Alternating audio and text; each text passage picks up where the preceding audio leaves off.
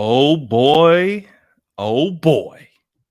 What a time to be alive. Welcome, everybody.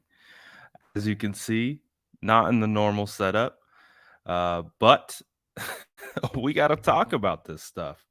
It's my first night here at my new spot.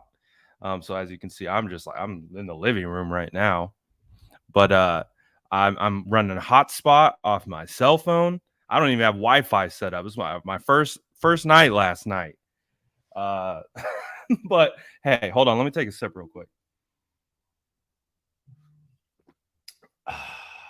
It's weird. It's like I've been trying to tell people that this was coming, but hey, what do I know? I'm just a guy who reports on social media. What do I know, huh? But let's talk about it. Obviously, the entire world has been shook, at least the NFL world, rightfully so, the San Francisco 49ers world, because as we know, we saw what happened yesterday. It actually broke. We broke it live here on this channel. We were talking about it, and we shout out to Jesus, who pointed out that Deebo Samuel's brother had commented that they were requesting a trade on one of my Facebook posts. And so, as you guys know, if you were here with the stream yesterday, you saw it break in real time. We put the post together, we dropped it, and as we know, we're now seeing what's happening as a result. I have spoke to a couple people behind the scenes, and it does appear that with the situation that happened yesterday, it really did kind of open the doors for the news that broke today. So, you had a lot of people coming out saying that, oh, this is just, whatever, saying what they want to say, perceiving it how they want to perceive rather than just actually looking at it for how it is. And as we know, it's official. Deebo Samuel does not want to be a San Francisco 49er. So going back to the situation where Deebo Samuel scrubs his Instagram, everything that has come out since then, um, it is crystal clear that the writing has been on the wall, and this has been the writing on the wall. It's not that Deebo was, and I've been trying to say this for a while now. Deebo Samuel wasn't trying to send a message to the 49ers. He wasn't. That was, you can do that behind closed doors. You don't need to do that. You can have those conversations with your agent, with them direct face to face. You don't have to posture through social media. You don't have to do that. The reason why I was always so concerned about the social media situation going on with Deebo Samuel is because I didn't I did not interpret it as a situation where he's trying to speak to the Niners. He didn't care. At that point, it was like it was done. At that point, when he scrubbed, and that's why I had said this is huge red flag, huge red flag, huge red flag. He had scrubbed because Deebo knows what that means. Deebo's a smart man. He's very with it with social media. He recognizes, he understands what is going to happen when you do that. So when he scrubbed, he was trying to get traded. It had already been done. The damage had been done. I don't have any information regarding the back and forth, what the initial offers were, what they look like.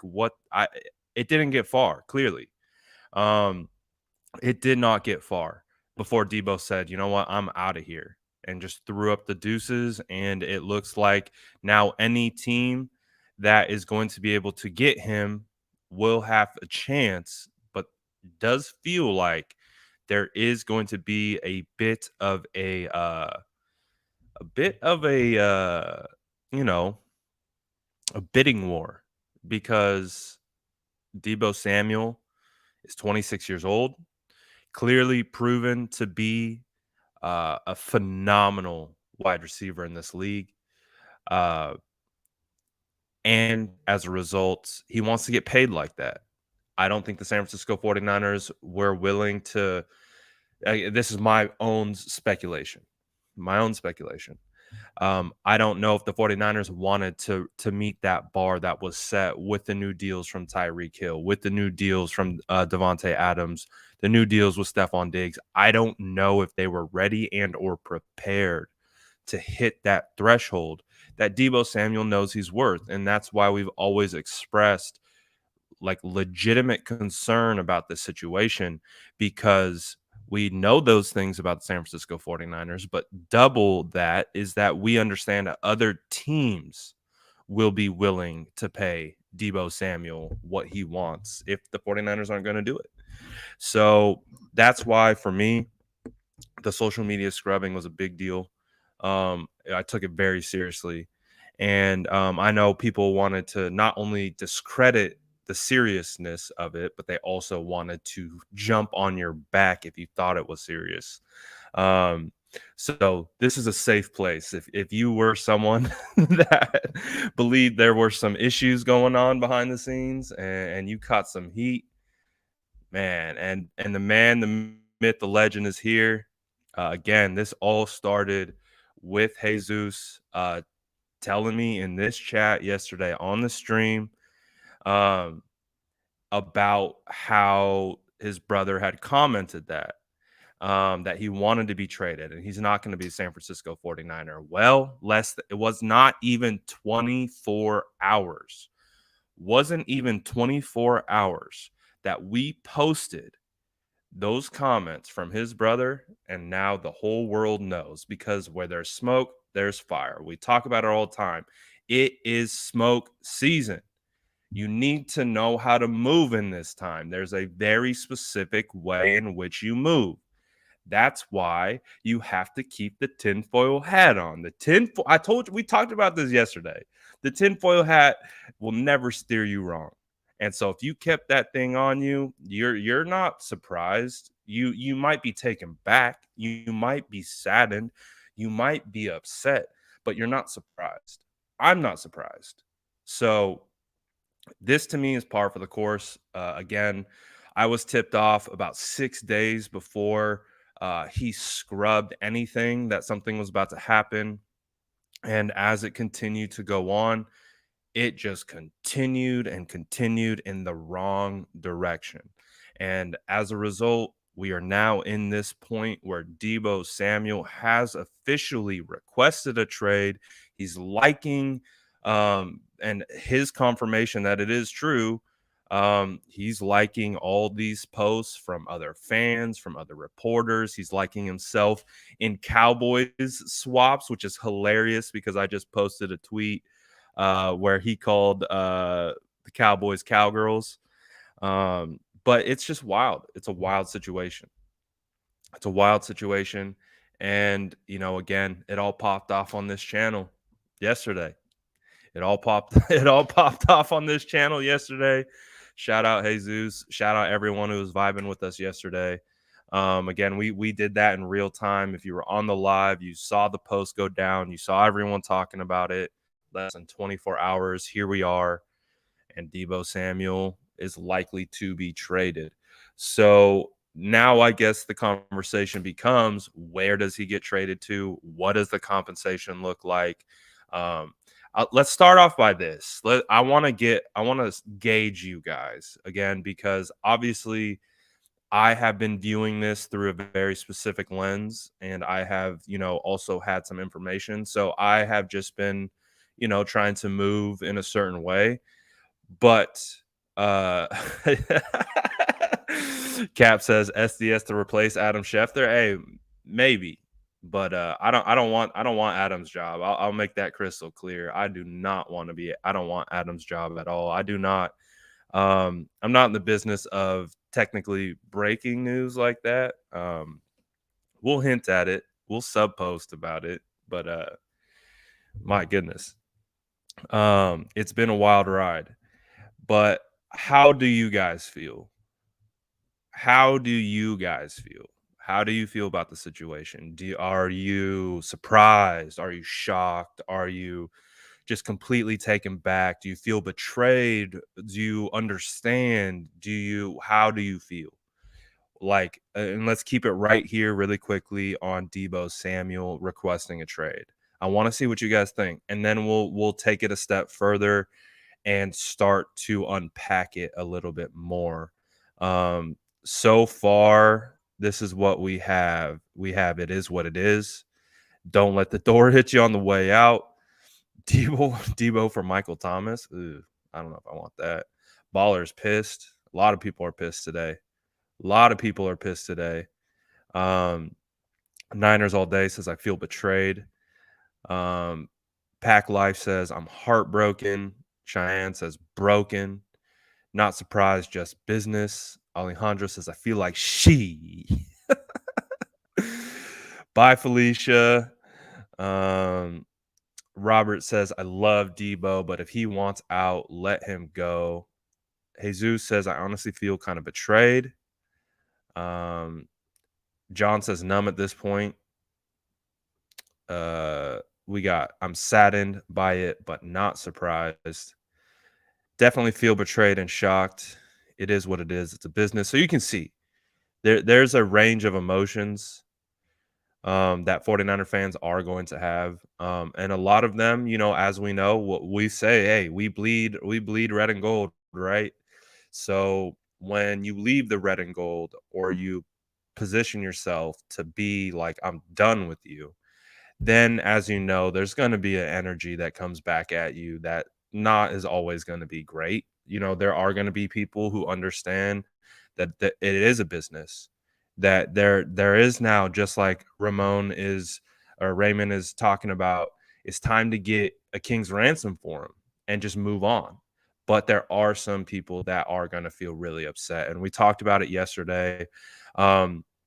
We had a story from a lady who was in the chat, and she was talking about how her son had asked for a Deebo Samuel jersey. It's the only birthday present he wanted. He wanted a Deebo Samuel jersey. That was it.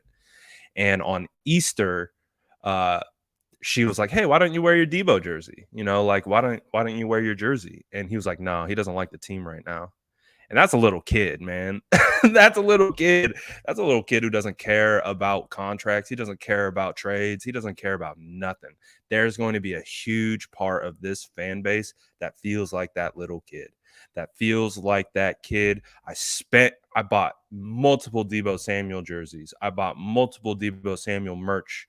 I invested into you. I put my money, like, because I believed in you. I believed what you brought to this fan base. I believed you were going to be here for a long time. There are going to be some people who only are viewing it like that, and they're going to be very upset. I would say those are going to be the people that get hit the hardest. Those people who have invested into him and wanted him to be around. Now we understand there's two sides to every story. We don't know what's going on behind closed doors. We're only talking about the emotions right now that fans are feeling, and rightfully so, because it is difficult. He became arguably the most popular 49er last year. So it's tough, man.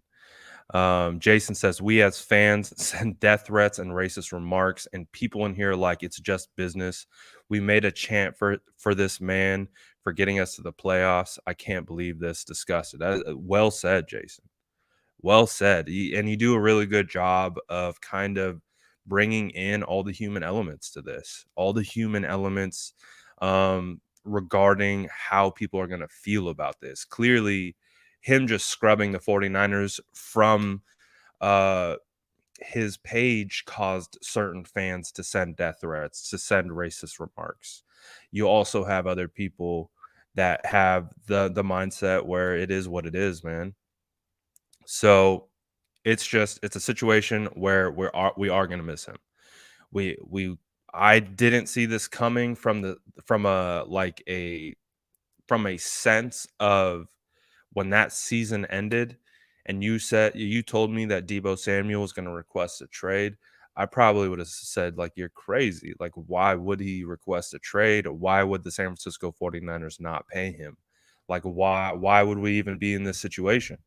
But fast forward to a couple days before the draft, and here we are. Deebo Samuel has requested a trade, and here we are trying to deal with it.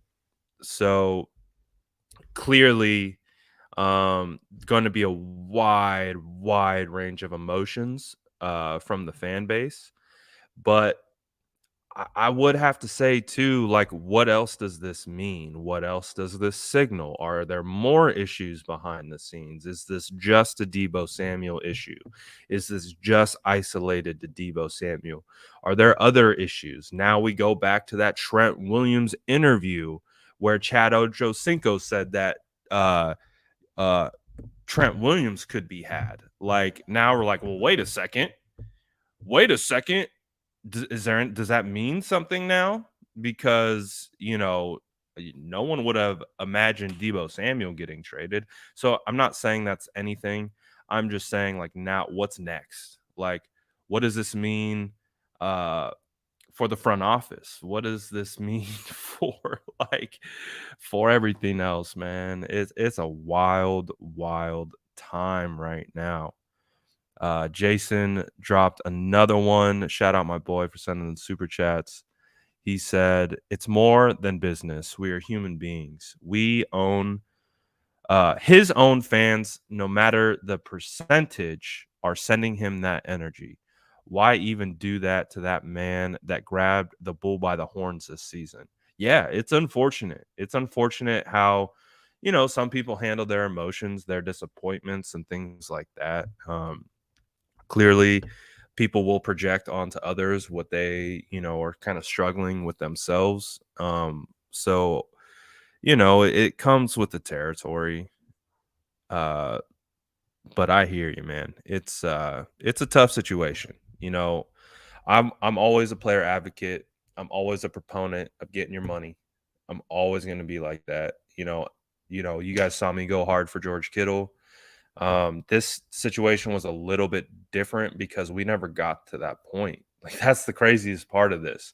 Like we started picking up hashtag pay George Kittle and going super hard on it um after the draft, after OTAs, like that dead period kind of in between OTAs and training camp.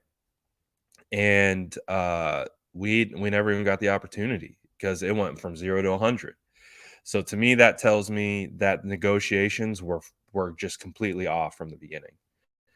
Just completely off from the beginning. So it's a tough situation. It's a tough pill to swallow. Um but I mean, it's our reality now.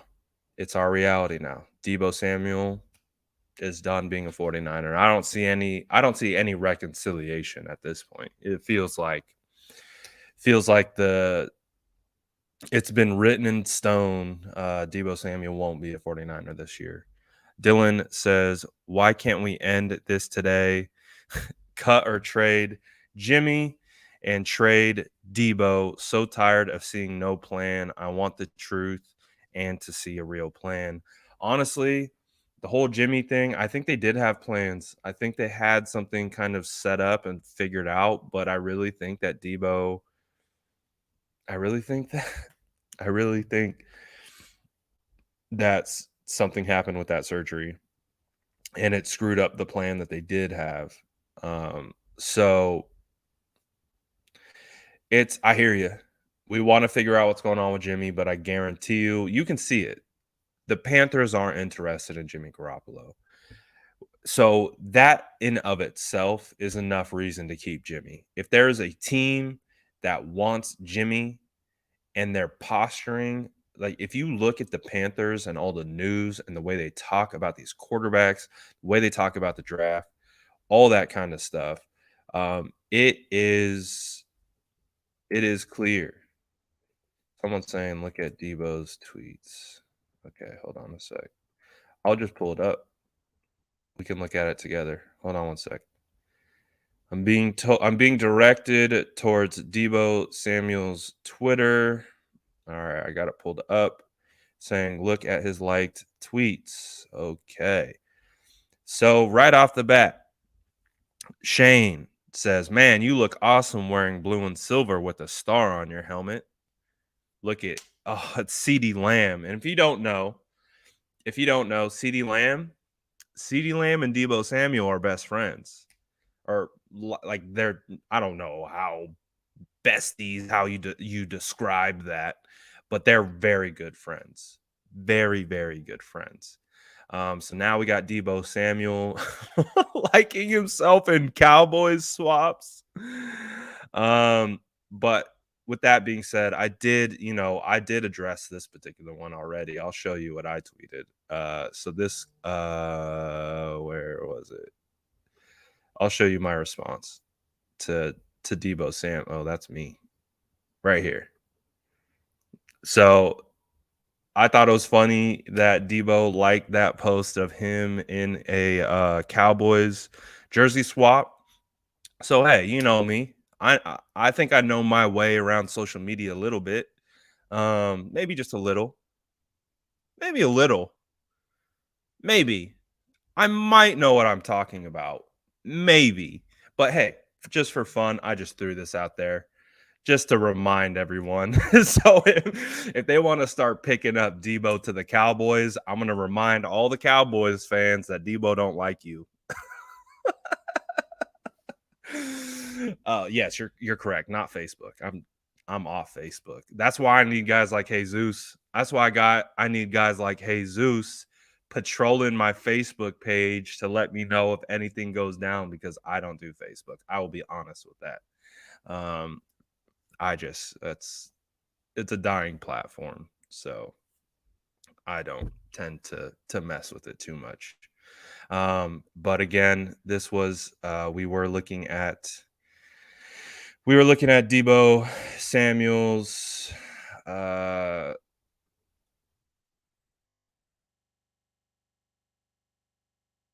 we were looking at his likes because clearly he's liking everything, talking about the trade request.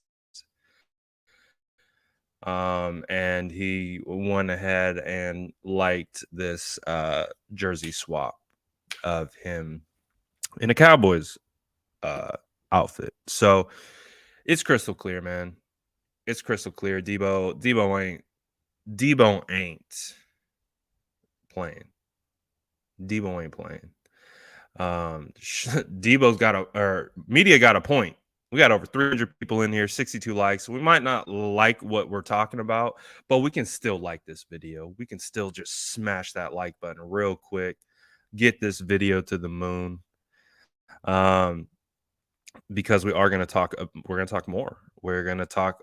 Obviously, we're talking about the initial reaction. We're talking about, you know, clearly the news that was triggered yesterday from our posts, from his brother, that we broke here live on this stream. You had a chance to watch it go down live if you saw it. And this is a great point. Deebo Samuel doesn't care about you. He doesn't. He doesn't. He cares about his family. He cares about his people, and he cares about himself, and he cares about getting paid. At the end of the day, fans are fans. They're going to be the same, whichever fan base you go to. You're going to have the same subsection of crazy fans. You're going to have the same subsection of logical fans, and they're always going to blend together. And yeah, there's a perfect example. Him if he cared about 49er fans, he wouldn't be liking posts of him in a Cowboys swap. So to Cap's point, yeah, he doesn't care. He really does not care. He cares about getting paid. He cares about getting respected with the contract. That's what he cares about. Corey says, what team is going to trade for you to be a pure receiver? The hybrid role is your brand. That's what's entitling you to all this money. I think Deebo is a pure I think he's a pure wide receiver. It's not his fault that he wasn't used that way. So I talk about that all the time. It's just like it's not Solomon Thomas's fault that he's an interior defensive lineman and the 49ers tried to play him at a 9 tech. Like that's not necessarily his fault that he struggled playing out of position. So the fact that the 49ers had to use him as a running back, That was out of pure necessity. And he just proved that he's that dynamic of a player. If he had a quarterback like Justin Herbert, if he had a quarterback that could sling the rock all over the field, whether it was Aaron Rodgers, whoever, dude, Deebo's doing numbers. Deebo's doing numbers, man. It doesn't matter. Clearly, he was used in a very specific way with the San Francisco 49ers, but I do not think that that is him in a vacuum. Deebo Samuel can play outside receiver. He can play in the slot. He can play behind the line of scrimmage. That's what makes Deebo Samuel so valuable, is he can do so many different things. Not only that, he is a very good route runner, especially in short to intermediate areas. So in the short to intermediate, you get him a accurate quarterback. You get him a guy that can not only stretch the field, but also hit you on short to intermediate. Deebo has an opportunity to go somewhere else and do even better. That's the thing. Deebo Deebo has an opportunity to go on and be even better. But hey, we'll save that conversation for another day. uh April said, "Do you think the 49ers have scrubbed from his account forever?" I think so. But yeah, I see a lot of it in the chat. Everyone's ready for Ayuk. Ayuk stonks to the moon right now. If you got Brandon Ayuk, oh boy, if you play Dynasty, if you play any type of fantasy like that, Brandon Ayuk is the boy to get, because that boy stocks to the moon. He's already working out with Trey Lance. Trey Lance's skill set already fits Brandon Ayuk's skill set like a glove, and those two are grinding away. So if I think Brandon Ayuk's stock just went through the moon. So hey. Cap says Niners have all the leverage, by the way, which they do. Deebo is under contract. Niners do not have to trade him. They don't have to, but they will. I believe that's why Adam Schefter came out and said what he said. They're clearly spinning a narrative. We talked about this yesterday. We talked about why he would come out and spin that narrative. And as we've seen, this is it. This is it. I hear what you're saying, but it's done. Like, it would be, I think, a gross mismanagement by the 49ers to hold Deebo and not trade him, have Deebo potentially hold out. What if Deebo gets hurt? Like, you're not keeping him for the future. So get what you can now. The draft is is like a week away. Get as many picks as you can. The value for Deebo Samuel will never be higher than it is right now. This is the peak value for Deebo Samuel. So what do you have to do? You have to trade him. You have to trade him now. You have to trade him within the next, 8 days, 9 days, whatever it is before the NFL draft.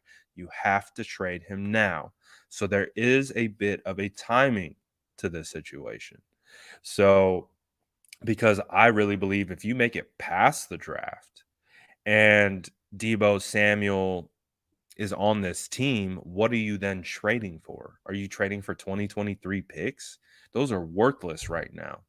Those are worthless because the 49ers have a season to compete for next year. And you're taking away Deebo Samuel, and then you're trading for picks that won't contribute to your team until when? Next year? That's not going to work. It's not going to work. It's just not going to work. So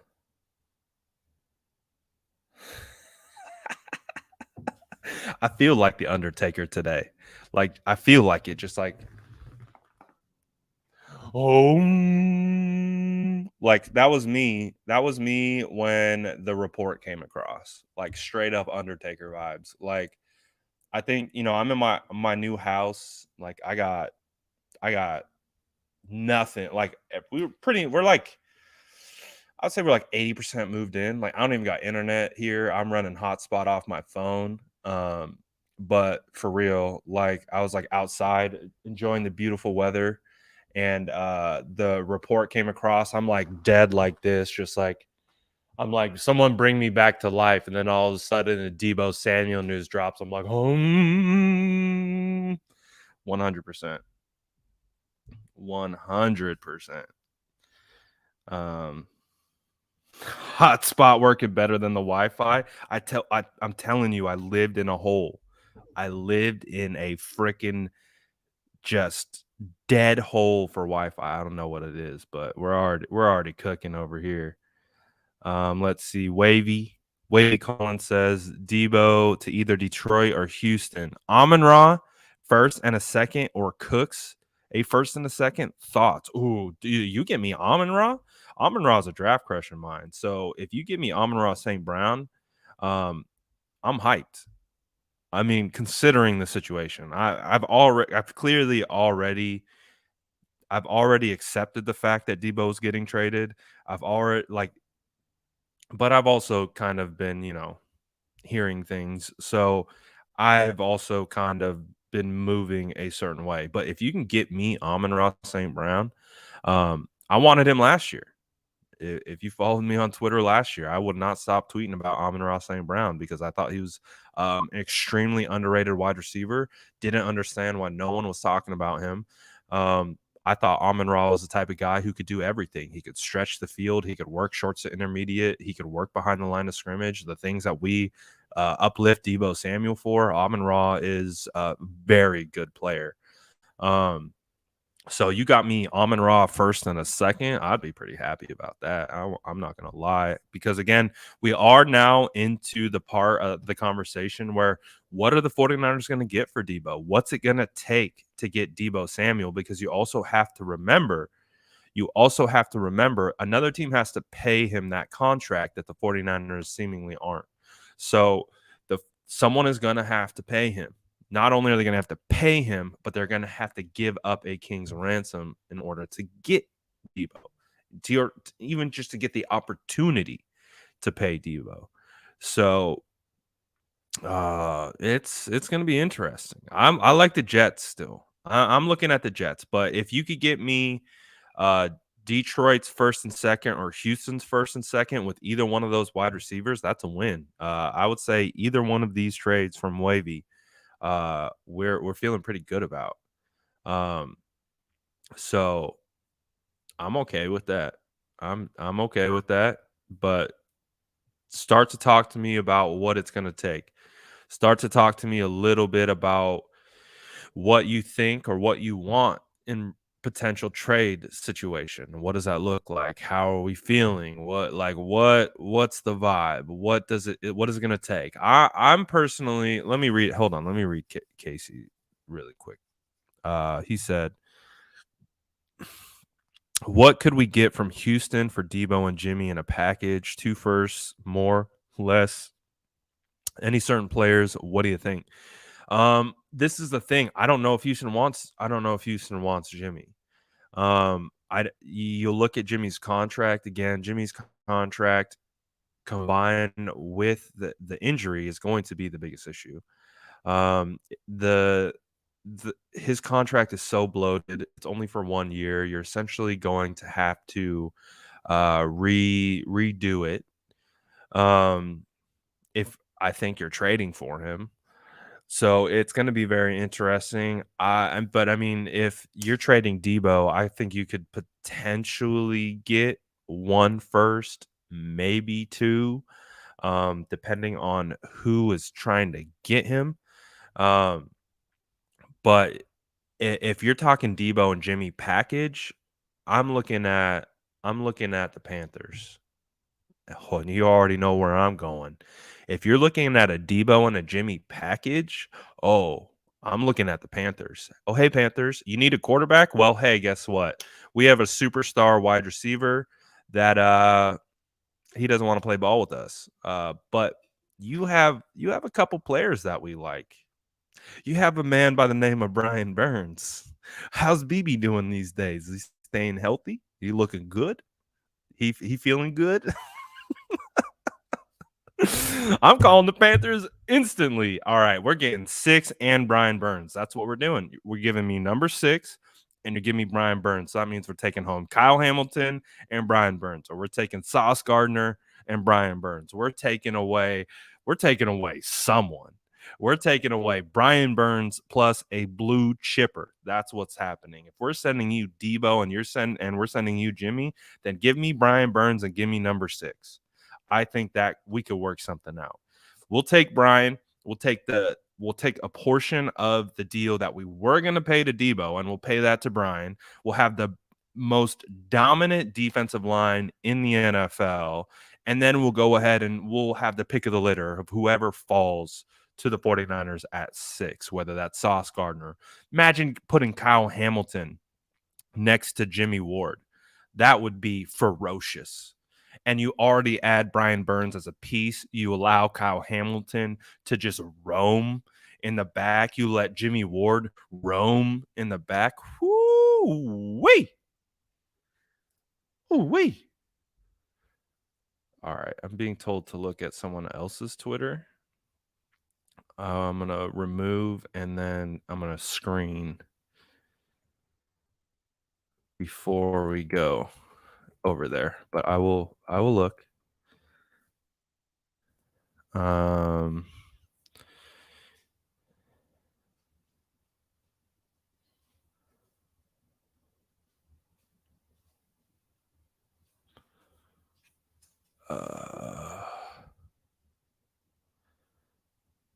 Oh.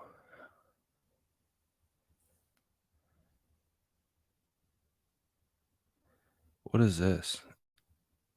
George Kittle said them folks said they ain't gonna go past 20 million. You're worth it, but they ain't gonna give it to you. Okay, I'll have to watch that later. Apparently there's a live about them shouting about something about a deal. I'll have to look at that a little bit further when I have an opportunity. But yeah, call up the Panthers. Panthers need a quarterback. They're interested in Jimmy Garoppolo, even though they just paid a lot of money. They paid a lot of money to their young wide receiver. But if you put Deebo Samuel with DJ Moore, and you have Christian McCaffrey, their offense is instantly potentially one of the best offenses in the NFL. And that's with Jimmy Garoppolo throwing the rock. So I'm not opposed to a Deebo Jimmy package, because if someone wants Deebo that bad and you can sneak Jimmy in there somehow, then I'm all for it. I like this idea though. Let's spitball it a little further. You send Deebo and Jimmy to the Panthers for Brian Burns and 6. You take 6, you drop to 10. You gain like 2 additional, like maybe a 40, maybe a 60, something like that, and you get some additional picks kind of in that middle tier where there's a lot of really solid talent. I don't mind that idea. I don't mind that at all either. I don't mind that at all. This is a great draft. There's a lot of talent, especially in the like 75 to 30 range. You're going to be able to find some legitimate starting NFL talent in that 35 to 75 range. So if you can get additional picks there, not bad. Not bad. Let's see. I think I got some other super chats. Peyton Miller says, Is there any way this works out like the Mostert situation where he asked for a trade but still ended up getting paid? No, this is not even close. And just for contextual reference, I believe Raheem Mostert was on might have been the last year of like a 2 million and change deal. Like, it was not substantial. It wasn't a big deal. It was, in the grand scheme of things, just change. All he was asking for was them to convert it to fully guaranteed, and they wouldn't do it. Again, talking about the 49ers and how they go about their contract negotiations, it doesn't lend itself to be playing well with people, at least from the way I've observed it from the outside looking in. Um, all these players say the same things. All these players have the same issues with this group when it comes to negotiating. Some players get it done, but hey, once you get it done, it doesn't mean they had to go through fire to get it done. So I don't think it's relatable to the Mostert situation because Mostert was already signed. All he was asking for was to convert his deal into fully guaranteed. That was it, as the running back one of the team heading into 2020. And that's why they asked for a trade, because they're like, you won't even give my client, who's your starting running back, that you signed him as a special team player. He's now worked and elevated himself to RB1, and you won't even just fully guarantee the contract that he already has. Like, that's where that situation had happened. So I don't think it's comparable, because again, the 49ers played hardball with Mostert over pennies. They play into the way I interpret how the amounts of money that they have and what they're doing with their money. They played hardball with him over pennies. So this is over multiple millions of dollars. This isn't just trying to make a quick transfer of, hey, we're just gonna convert your existing contract into guarantees. No. This is like they're probably off like millions, like 3, 4, 5, $6 million gap, maybe even further than that, based on the way the market's exploded. So unfortunately, it's not comparable, and it won't end up the same way. This is much more serious than the Raheem Mostert situation. Much more serious. Where I don't think there's not going to be any room for reconciliation. This is bad, and it was bad very quickly. Bailey says Deebo for Brian Burns in the 6th. Oh, sign me up.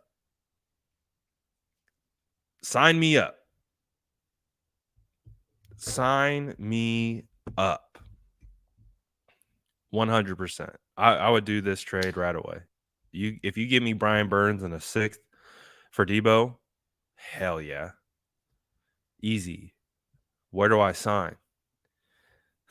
Someone said Brad's looking like 480p right now. Hey, shout out my cell phone.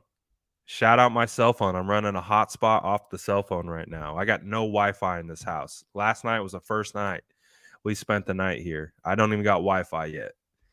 I'm running hotspot off the cell phone right now. Shout out my cell phone. Shout out technology that I can pull internet from my cell phone to be able to do a live. Shout out the cell phone. But yeah, you get me this. Oh, you know I'm happy. You know I'm happy. I love that. Who would you pick with the 6th overall? Who would you pick?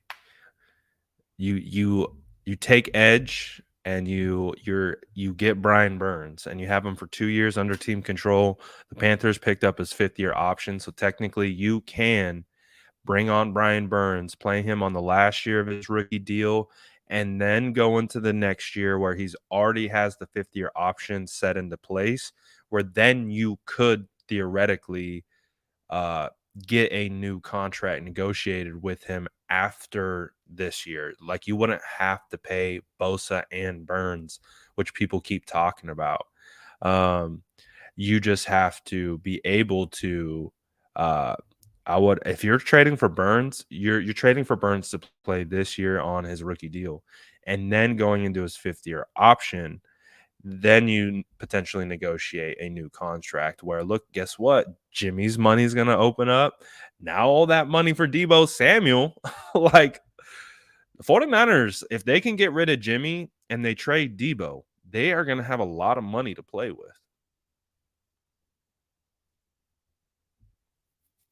Just saying. They're going to have money. And the cap's going to keep rising. And if we show up with no Deebo and no Jimmy, that's a lot of money that we thought was going to be against the cap. But gonna be interesting. Again, Panthers still feel like the main target, the main spot for that to happen. So that's kind of the way I see it going down. So Brian Burns in the sixth for Deebo. Woo. I like that. I like that a lot.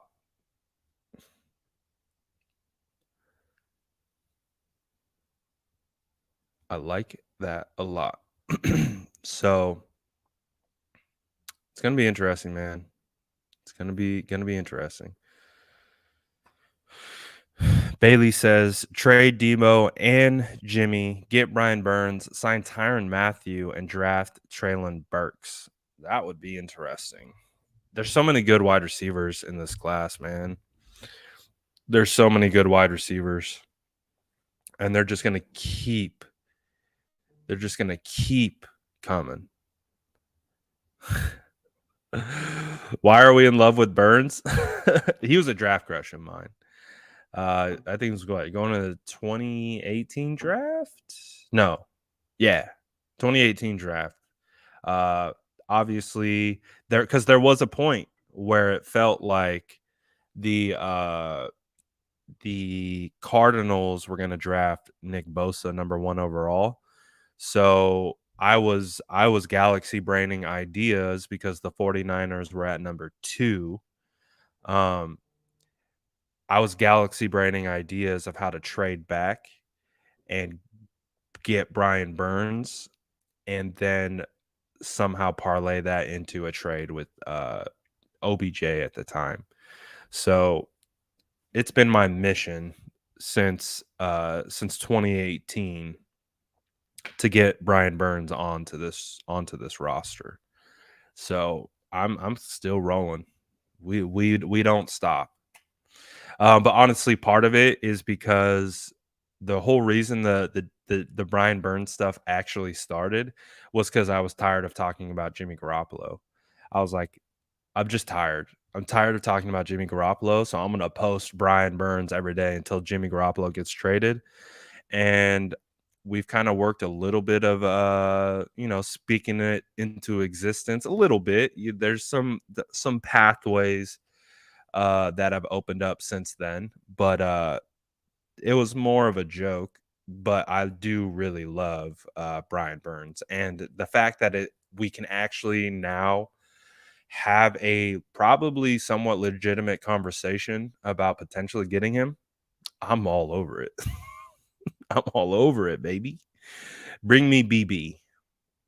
Bring me BB.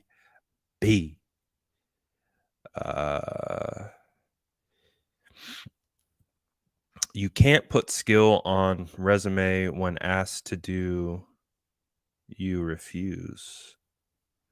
Interesting. Interesting.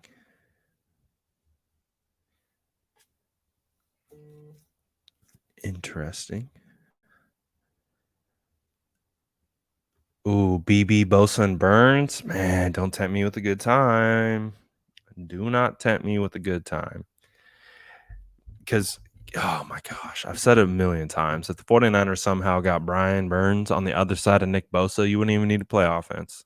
you could put a potato at quarterback because no one would be able to do anything on a D-line that consisted of Brian Burns and Nick Bosa.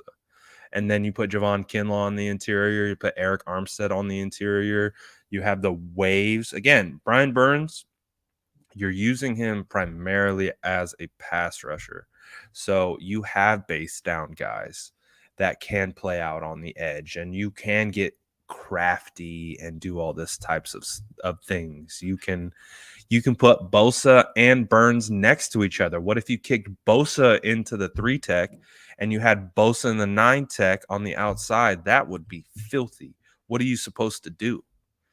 What are you supposed to do when you're the right tackle and the right guard, and you two are looking out, and there's freaking Brian Burns and his gangly speed butt out in the 9 tech, and the guard looks head up, and there's Nick Bosa. Nick, what are you doing over here? I'm not built as a guard. I'm not built to go against Nick Bosa. I'm built to go against, guys named Jelly and Snacks. Like, that's who I'm built to go against. I'm not built to go against guys named Bear. What? Like, that's the thing, is like you can do so many different things with the sub packages with those two on the team that it would just destroy opposing offensive lines. Yeah, you look at the entire the defensive line, and you got Brian Burns on the outside. You shove Nick Bosa over the guard, and you have Eric Armstead on the outside, and you have Kinlaw over the guard. Like, good luck, bro. Good luck. But I'll continue to dream about it. It is a dream. Ooh, the Jedi says Garrett Wilson and Christian Watson. I would take that for Deebo. I mean, that would be pretty amazing. That would be a pretty amazing way to replace that production. You got Garrett Wilson and Christian Watson. I mean, that would be a phenomenal way to replace that production. Obviously, Trey Lance has a relationship with Christian Watson. Christian Watson had one of his most productive years with Trey Lance. Garrett Wilson, obviously considered by some as the best wide receiver prospect in this class. So it would be interesting. Oh, Justin dropping some statistics. He says Deebo had an NFL leading 12% drop rate. Christian Watson has a 12.7 drop rate. Perfect replacement. Oh, jeez. Oh, boy. Oh, boy. Oh, boy. Oh, boy. Oh, boy. Oh, boy. What a time to be alive. And remember, just remember all those people who told you social media doesn't matter. Oh, Deebo Samuel scrubbing his Instagram page. That doesn't matter. Does it? I think it matters. I think it matters. Ooh, spice. Travis says, I still don't think we trade Deebo.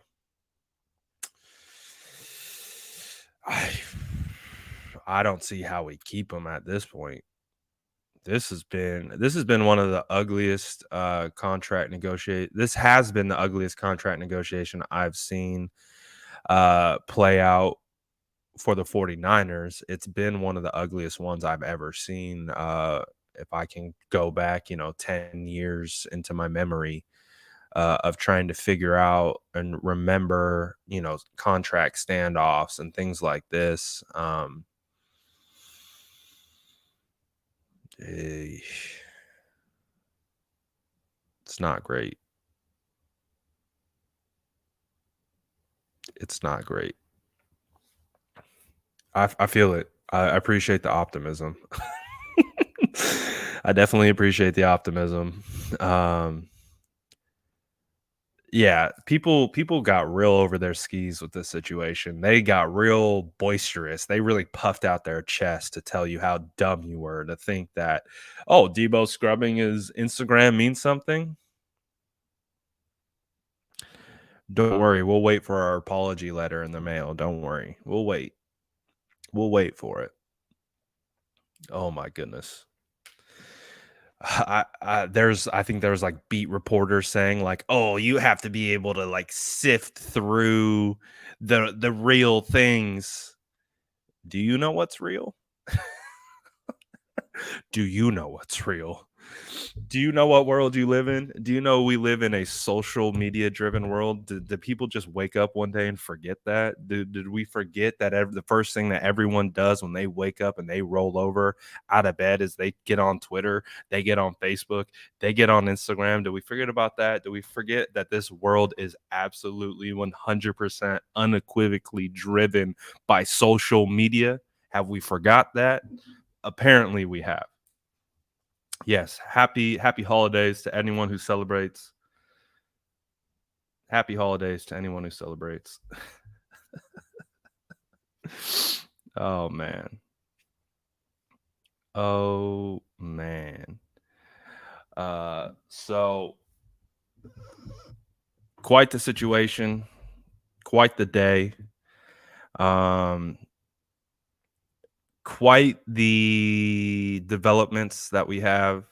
Um but it does appear Deebo Samuel will get traded. Um it does appear that to be true. Um, so we'll continue to follow it. Again, we've talked about this for a while now. We talked smoking that Prague pack today. Oh no. Oh my gosh. Jay go crazy. You going crazy, boy. Oh god. Thankfully, after last year's off season, I think I'm officially numb. You know, like I'll tell you every day of the week, I'm a fan of the 49ers. I love the 49ers. I am a fan. I am not a reporter. I am not an analyst. I am a fan. I'm just talking about how I see the team, the way the things I track, the way that that's what we do here. We're a community. Like I'm not a reporter. Sorry to burst your bubble. Um, but I feel like I'm numb. Like I'm numb to this. Like I'm numb. Like I'm not like wasn't even like when I saw it come across, not even I didn't have an emotional reaction. That's how I know I'm numb. Didn't have an emotional reaction to the fact that Deebo Samuel officially requested a trade. That should tell you something. Did not like like I was just like, okay, there it is. Boo boo boo. Like I'm numb, man. I'm numb to this. So I guess that's a good thing in a sense because I can't get hurt. It's proven that maybe I can't get hurt anymore. Maybe I can't get hurt by this team anymore. Maybe that's what's going down. The Jedi says, "Would you trade Debo for AJ McLaurin straight up?" Uh, Probably not. I would say if you had to compare values, Debo's more valuable, but I love Terry. Terry was a draft crush of mine. Super, super high on Terry. Again, everyone wanted to talk about Curtis Samuel. Everyone wanted to talk about Paris Campbell. I was like, what are you guys talking about? The dog in that room is Terry. Like, what are we doing? So I'm a huge Terry fan, but we'll see. Peyton says need the 49ers a Venmo movie for therapy sessions. That's what we're doing here. This is what this is. This is a bit of a therapy session. Um this is definitely uh this is our version of group therapy where we come together, we talk about it, and we let our feelings known, and we try to look at everything from all angles, and we try to rationalize decisions that are made, why decisions are made when we don't have all the information. So that's what we are here for. We are your 49ers therapy session. So come on in, lay down, put on some nice tranquil music in the background, maybe a nice falling rainforest sound, and just let your pain drip away. Oh my god. Oh, great. Hey, this is actually a good comment. Um Shout out from a Jets fan who is I appreciate you apologizing. You didn't have to do that, but he says sorry for the news, guys, and apologize for my selfishness. Jets are going to want him and have good draft capital. What would you want to be satisfied or at least ease the pain? Well, shout out to my homie. One, appreciate the super chat. Two, shout out how you came in and you asked the question. And three, I think the Jets are the perfect candidate. I think the Jets are the perfect candidate to get Deebo Samuel. Clearly, there's a huge connection with the San Francisco 49ers.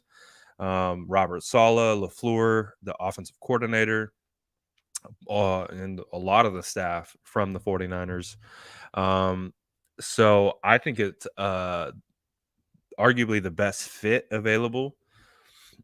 And because it is the best fit, and they're going to want him, they know his value, they know his personality, they know how he operates. I want at least one of those top 10 picks. I need at minimum 4 or 10, I believe is what you guys have. I could live with 10. If you give me 10, you could then give me 35 and 38. If you give me 10, 35, and 38, I'd feel okay. I would feel better with all 4 of those picks, 410 or maybe 410 and a 38. Or just 4 and 10. If you gave me 4 and 10, I would be happy about that. But I do ultimately want one of those top 10 picks. I would be okay if it was 10. And if it was 10, then I would want 35 and 38. That's how I would want it. And if you tag on a player, we somehow got Elijah Moore 10, 35, and 38, or Elijah Moore 10 and 38, I wouldn't feel too bad about that.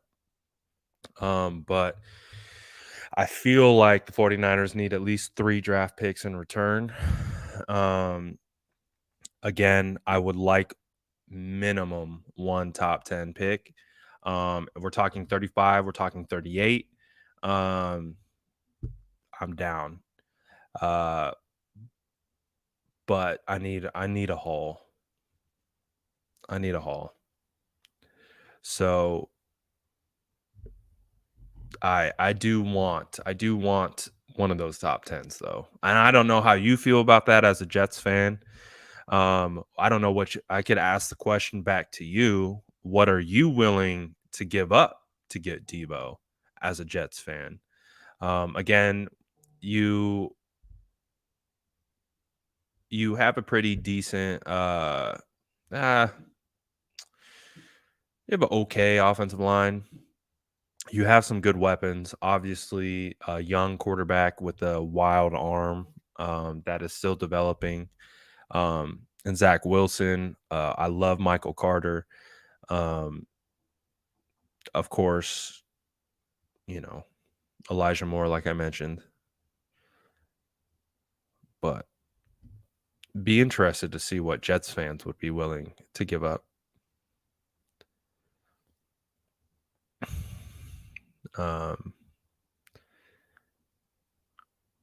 Because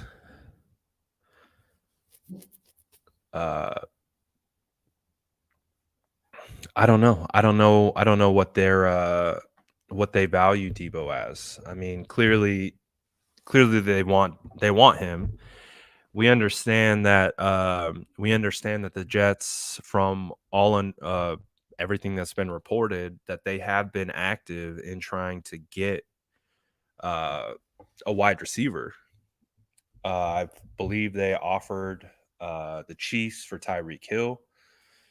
I believe they offered 38 and 35 for Tyreek Hill, but also Deebo is younger and doesn't have the like crazy off-field history that Tyreek Hill has. Um, so you give me 10, 35, 38, potentially a player, I would be okay with that, because again, you're probably going to get potentially, depending on, they have to pick the right person, but there are going to be three players in each one of those slotted areas that will be future stars in the NFL. So you just have to pick the right ones. But yeah, I would take quite a bit. The Jedi says Garrett Wilson's and Pickens, they got to give up 10, 35, 38 at least. I agree. 10, 35, 38, 100%. At minimum. Like, again, you're taking star power and you're putting him in New York. That market matters. It's the number one media market in the world. It's something that you have to kind of, again, we don't always think about as football fans. We think about the football, we think about that kind of stuff. But hey, if Deebo Samuel goes to a number one media market, I guarantee you the number one selling jersey that the New Jets are going to have are Samuel jerseys. Like, so Deebo brings a lot of value to New York, especially with a middling New York Giants team, a middling New York Jets team. If the Jets are able to get their hands on Deebo Samuel, that really elevates the perception of the Jets and kind of trying to take ownership of that number one media market. And you get a player of this magnitude like Deebo Samuel, who can clearly move the timeline like he does, or just move anything. There's value in that. So that's part of the equation. Now, it's not the entire equation; it's part of it. So if the Jets want to get him and pair him up with Shanahan's old crew and the San Francisco Jets, it's going to have to cost a little bit, right? And I agree, 10, 35, 38 at minimum. I need a top 10 pick. Shout out Willie for dropping 2. Appreciate you. Shout out to everyone who's been dropping super chats. Really do appreciate you guys. You guys have been awesome today. I know it's a hard day to be a 49er fan. Are we gonna pull a Dave Gettleman? Are we gonna pull a Dave Gettleman and send Deebo Samuel to a place just so he's not successful, even though someone might be offering us more? Because by all indications, the 49ers tried to get OBJ and they offered more for OBJ than the Browns. But Dave Gettleman knew that if you sent OBJ to the 49ers, that OBJ would thrive and Dave Gettleman would look like an idiot. So what did Dave Gettleman do? He sent OBJ to the Browns to die. So are the 49ers going to do that? I don't think so. I think they are not going to pass up top value just to save face like Dave Gettleman. That's why Dave Gettleman is Dave Gettleman, and probably doesn't deserve to be in the NFL. So when you start making moves like that to benefit you and not benefit your actual franchise, that's when you're in trouble. So I hope not. Like, I hope who they're trading Deebo to is for the best value, the best return, and that's it. I don't want to see like, just send them to some trash to the Jazz or whatever. Just send them somewhere where they think he won't be successful. I'm not saying you said that, Joey. I'm just thinking through my thought process fully of the situation of sending him to a bad place. Did you see your IG post came out on NBC Sports? No, I did not see that. We're on Sims and Florio. Let's go. Shout out. Shout out again. We broke that yesterday. Boop, boop, boop. We broke that yesterday. Joseph said, Brad, you should do a mock draft with some Deebo and Jimmy trade scenarios. You're right. You are right. You are right. So it is going to be interesting to see how everything plays out, see how everything goes. But my goodness, what a day. What an eventful day. What a day to be alive, to be a 49er fan. The most popular player on the team requests a trade and feels like this is 100% real and he ain't coming back. It feels like the damage has been done and the disrespect occurred, and that was it. I guarantee you, I don't guarantee you because I don't know, but I do believe that Deebo went into those negotiations with a certain mindset.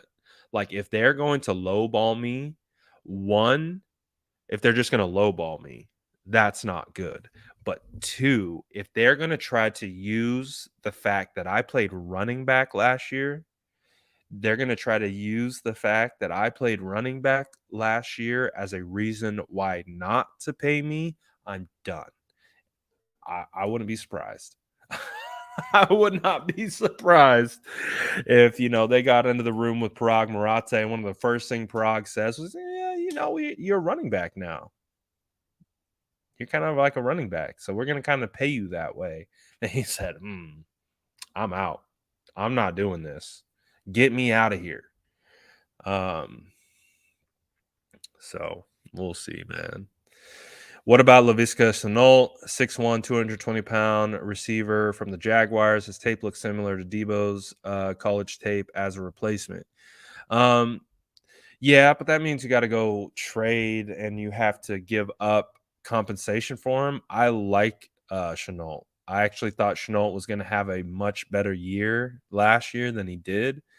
He actually was a bit of a disappointment, but if you look at the entire Jags team, they're just a disappointment. So, and I think a lot of that fault is through upper management, through their coaching staff. They're just a terribly ran organization. And I don't think they properly use Shenault. And again, they had a new coach come in who's now gone, but I don't think he had a vision for Shenault like that. So if you can get Shenault for like a 6th-round pick, hell yeah, let's do it. But I'm not paying anything above like a 4th rounder for him, even though he's drafted higher than that. You're going to be able to find guys in this draft that are similar to him. That don't have the wear and tear already and don't have the mental baggage that comes along with being on the Jags. So we'll see, man. What about Thibodeau if we trade with the Jets? I mean, from a pure production standpoint, that would be pretty nice. He's a pretty good player. He's pretty freakish in regards to athletic ability and athletic traits. Now, you're going to hear he's getting knocked because of his personality. I got to experience his personality at the combine.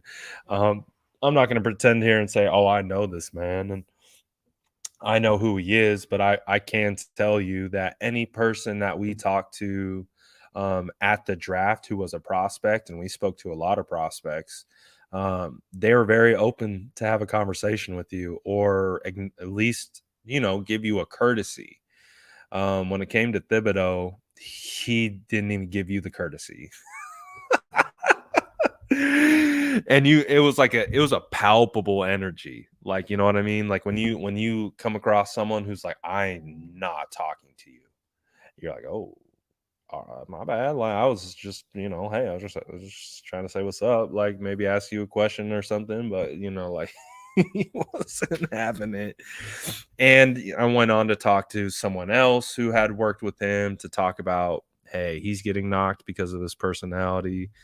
He's very particular kind of guy in the way he goes about his business. Um, and I think teams are kind of scared of that. I think they're kind of scared of that personality that doesn't uh doesn't hey, but it's a good point. I don't care if he likes me. We want these edges to be dirty. We want them to be dogs. And he's a dog. So if he can get with Corsarak and they can vibe, that's all that matters. If you can get Thibodeau um with a guy like Corsarak and they can work, then no issues. Bring him on. No issues at all. But it does kind of feel like if you put him in the wrong situation, you could see a guy go in the wrong direction, just kind of based on this very like he feels rigid. You know what I mean? Like he feels like I'm not breaking stride for no one. Doesn't matter if you're a GM, doesn't matter if you're my head coach. He feels like one of those guys. Like I'm just doing what I'm doing. So, but other than that, if you get me, you get the talent from him 100%. That would be fire. That would be fire.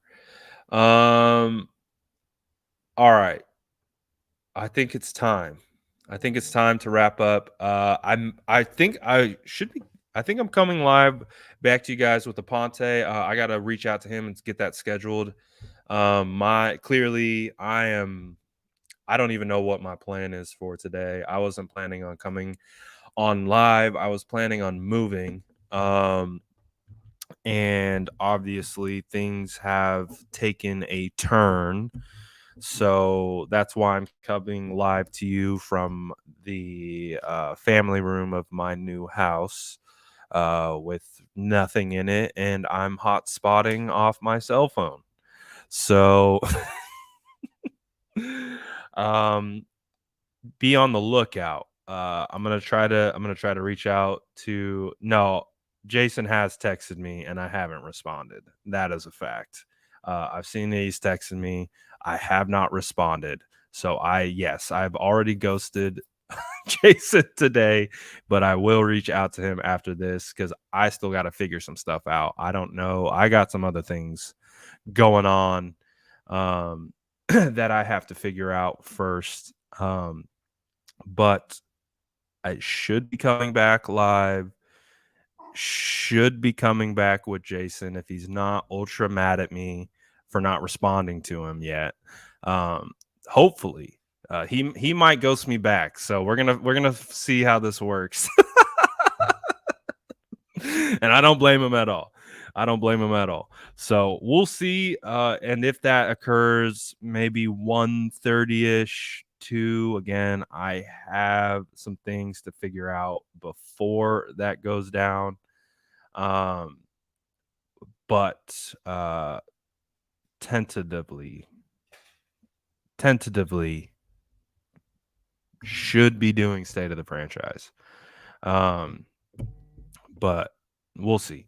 So again, smash that like button if you haven't. Hit that sub button. You don't know when I'm going to go live. Smash that bell button so you are notified. Uh,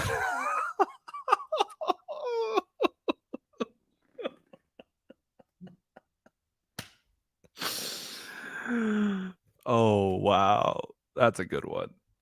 Yes, be we pay attention to Aponte's social media because if we start seeing some weird things from Aponte on social media, kind of about like potentially going live with me today, there could be a potential that Jason will be requesting a trade from the state of the franchise.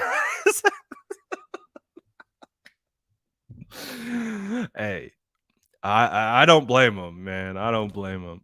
So we'll see. That was a good one, Justin. We'll end it on that one. Again, shout out to everyone who contributed. Shout out to everyone who sent a super chat.